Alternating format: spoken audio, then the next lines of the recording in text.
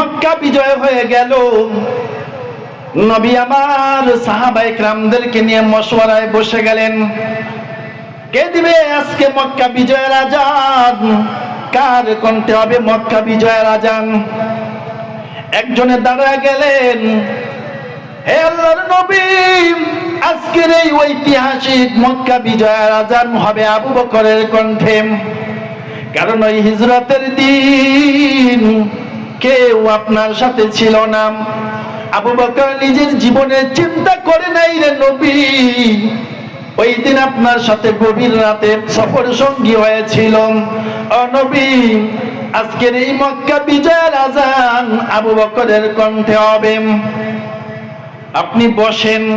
আরেকজন দাঁড়ায় গেল, ও নবী, আজকের এই মক্কা বিজয়ের আজান হবে ওমরের কণ্ঠে। আপনি বলেছেন, লাউ কানা বাদি নাবিয়্যুন লাকানা ওমর, যদি আমার পরে এই নবী হওয়ার সিলসিলা জারি থাকতো রে, তাহলে নবী হইতো ওমর। কিন্তু সেই ওমর এত মর্যাদা সম্পন্ন অতএব আজকের এই মক্কা বিজয়ের আজান হবে ওমরের কণ্ঠে। আপনি বসেন। আরেকজন দাঁড়ায় গেলেন, ইয়া রাসূলুল্লাহ, আজকের এই মক্কা বিজয়ের আজান হবে উসমানের কণ্ঠে।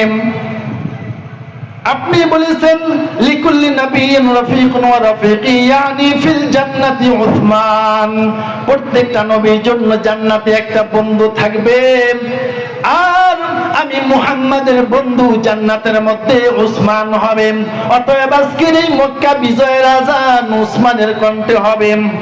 আপনি বসেন। আরেকজন দাঁড়ায় গেলেন, আল্লাহর নবী, আজকের এই মক্কা বিজয়ের ঐতিহাসিক আজান হবে আলীর কণ্ঠে।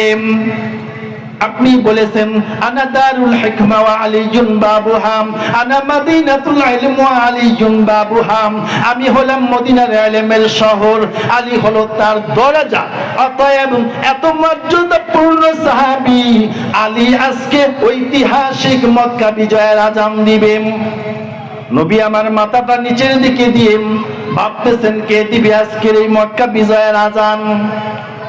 এমন সময় জিবরাইল আমিন আগমন করলেন, এসে বলতেছেন, ইয়া রাসূলুল্লাহ, ইয়া হাবিবাল্লাহ, চিন্তার কোনো কারণ নাই, টেনশনের কোনো কারণ নাই।